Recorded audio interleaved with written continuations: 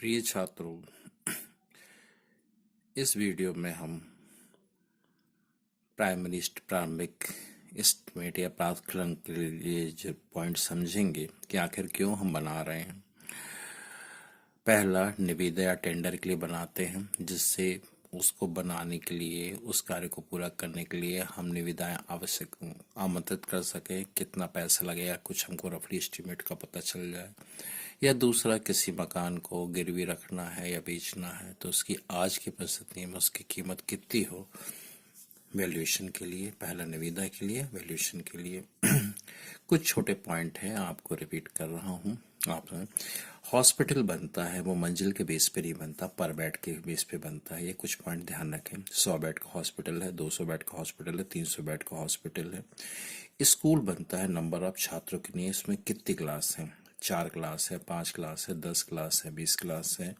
सिंचाई परियोजनाएं बनती हैं कि उसके पर हेक्टेयर में सिंचित क्षेत्रफल कितना शामिल हो रहा है।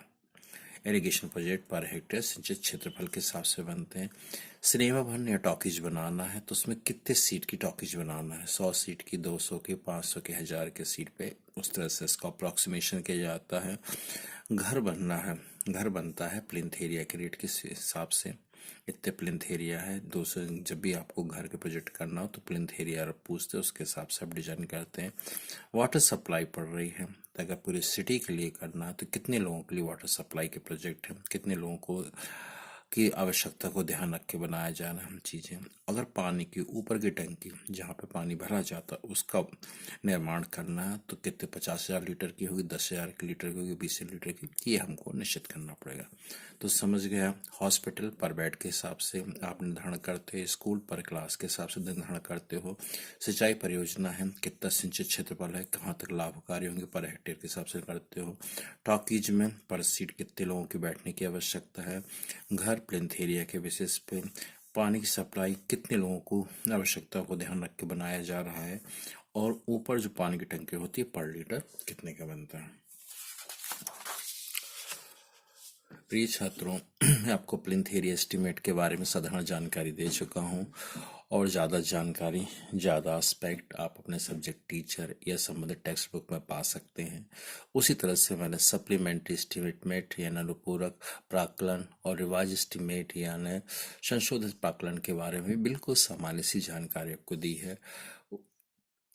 उसी तरह से उसी क्रम में एक नया है रनिंग रेट एस्टीमेट, चालू दर प्राक्कलन कहा जाता है। रनिंग रेट है ना, चालू दर।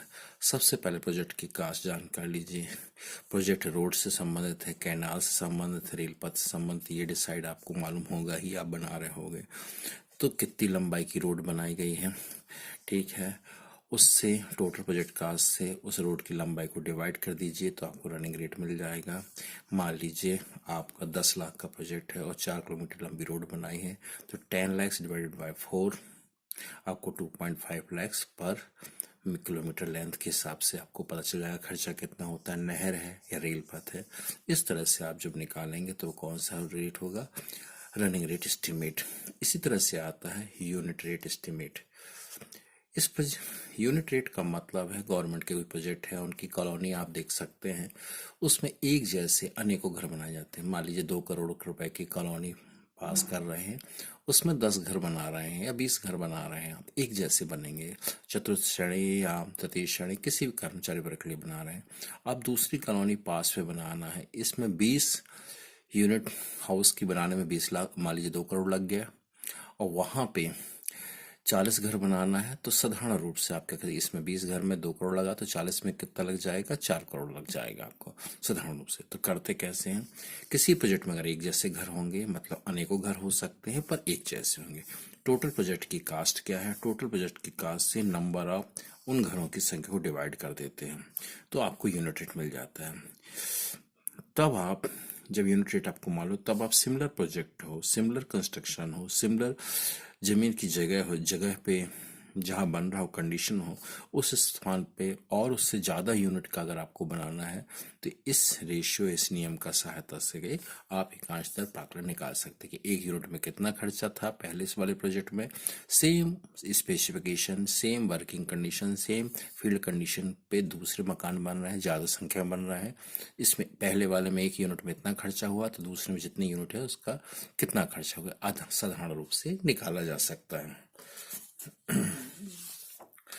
जब हम एस्टिमेट बनाते हैं तो कुछ साधारण सी यूनिट हमको मालूम होना चाहिए। ठीक है, साधारण यूनिट पहले जैसे वॉश बेसिन है, उसमें लग रहा है रेजिडेंशियल होम है, रेजिडेंशियल बिल्डिंग्स हैं, जोनल ऑफिस हैं, तो कंप्लीट फिटिंग के साथ ही अलग उसकी फिटिंग है, ये आपको देखना पड़ेगा। तो वॉश बेसिन यूनिट पे तो 15 यूनिट लग रहे हैं, 10 यूनिट लग रहे हैं, 20 यूनिट लग रहे हैं, वो काउंट कर सकते हैं आप। टैप यानी नल कितने लग रहे हैं पीस के हिसाब से गिन सकते हैं, 10 जोड़ी, 20 जोड़ी, ये 10 यूनिट, 15 यूनिट, 20 यूनिट, अलग अलग आकार के अलग अलग पाइप में फिसने लगने वाले टैपों की संख्या अलग अलग हो सकती है, सबके रेट अलग अलग होंगे, पर वो रेट किसके बेस पे होंगे, यूनिट या पर पीस के बेस पे होंगे। प्लास्टर साधारण रूप से उसकी मोटाई की हम गणना नहीं करते हैं, प्लास्टर की गणना हमको उसकी लंबाई और चौड़ाई से गुणा करते हैं। एक कमरे में टोटल लंबाई कितनी हो गई और टोटल कितनी ऊंचाई तक प्लास्टर किएगा, लंबाई गुणे चौड़ाई निकाल के स्क्वायर मीटर में उसका एरिया निकालते हैं। कंक्रीटिंग करना है तो उसमें लंबाई गुणे चौड़ाई गुणे मोटाई भी ध्यान रखना पड़ेगा। तो इसमें जब तीनों चीजें हो रही हैं तो इसको किस यूनिट में लिखा जाएगा, क्यूबिक मीटर के हिसाब से लिखिएगा। पाइपलाइन में बहुत छोटी छोटी पाइपलाइन है जो पीने के पानी के लिए है, बहुत कम डायमीटर वाले पाइप हैं, तो उनको रनिंग कितने रनिंग मीटर के हिसाब से उसका रेट या उनके एस्टिमेट में उसको लिखा जाएगा। जहां लकड़ी का काम करना है, चौखट लगाना है, ठीक है, उस समय लकड़ी चूंकि काफ़ी महंगी होती है, उसको क्यूबिक मीटर, घन मीटर के हिसाब से उसका रेट लेते हैं और वो जो यूनिट लग रही है उसमें कितनी लकड़ी लगी है उसके हिसाब से कैलकुलेट करके निकालते हैं। ईंट लगना है तो 1000 ब्रिक का रेट फिक्स कर लेते हैं। मान लीजिए 10 लाख ईंटें लगना है तो 1000 ब्रिक का 1000 ब्रिक का रेट फिक्स कर लिया, उसके हिसाब से गुणा करके आपने 1000 ब्रिक मान लीजिए 700 रुपये में आ रही हैं, 10,000 ब्रिक्स कितने आ जाएंगी आपको, 7,000 में आएंगे। इस तरह से आप जो ब्रिक के रेट होते हैं पर 1000 ब्रिक के हिसाब से लिखे जाते हैं। इस तरह अन्य आइटम के बारे में आप अपनी टेक्स्ट बुक से जानकारी ले सकते हैं सीनियर से। जब भी आप करने जा रहे हो, प्रोजेक्ट करने जा रहे हो, तो क्यूएससी का प्रोजेक्ट बहुत इंपॉर्टेंट होता है। तो आप जब भी जहाँ कन्फ्यूजन हो ये हो, अपने सीनियर से जानकारी ले सकते हैं कि इस आइटम को यूनिट बेस पे लिया जाए, स्क्वायर मीटर के बेस पे लिया जाए, या क्यूबिक मीटर के बेस पे लिया जाए, ना रनिंग मीटर के। एक बार पूछने की आवश्यकता बनती है, उन्हीं के मार्गदर्शन निर्देशन पे आप ज़्यादा कुशलता के साथ ये प्रोग्राम कर सकते हैं। इसके साथ अगला पॉइंट होता है मेजरमेंट शीट या मेजरमेंट बुक क्या कहते हैं, जिसको साधारण भाषा में हम लोग एमबी कहते हैं। जब विस्तृत प्राकलन बनाना हो तो यूनिट मेथड का उपयोग करना पड़ता है। यूनिट मेथड मतलब हर चीज जैसा निर्देश दिया हुआ है कोड में उसके अनुसार से कैलकुलेशन किया जाए। यहाँ पे ये निश्चित किया जाए कि प्रत्येक आइटम को और उससे रिलेटेड सब आइटम को उसके अंतर्गत लिया जाए। अलग अलग आइटम नहीं ले सकते कि एक जगह प्लास्टर कर लिया, फिर दूसरे कमरे का प्लास्टर दूसरी जगह ले लिया, तीसरी कमरे का तीसरी जगह। तो जहाँ मेजरमेंट में लिखना चाहते हैं तो सारे प्लास्टर की कैलकुलेशन एक साथ ही क्रम से लिखा जाए जहाँ तक संभव हो सके।